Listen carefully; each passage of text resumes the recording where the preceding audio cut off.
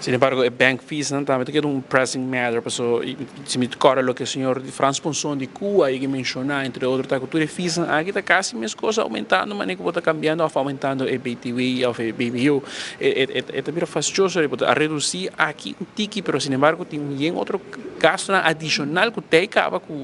tá queda pilot. Não, esse aí está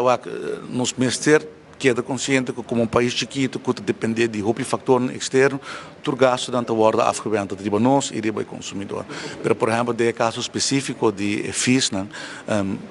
nós aponemos dentro dos programas de governação e como parte também de entendimento entre a AFP e o futuro que a lei mester bem na vigor. Se a lei que está em preparação, que a aguarda preparar, que está regular, que por cap é o amount de FIS que o banco não por cobra e com não por cobra de que condição, para que tipo de serviço. Então, esse é um trabalho com a maneira que o governo novo sinta, sabe que mester worden,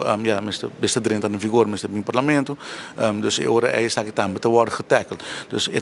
problema que agora que está jogando rol e nós estamos conscientes de que a Fair Trade Authority também está fazendo investigação, me pedindo a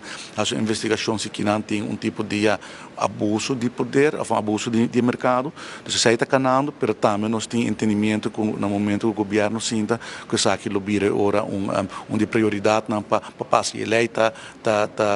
gran parte acaba claro, dus de commitment político met esse tempo é por worden aprovado, é para solucionar o problema aí também, mas por em todo caso para o consumidor.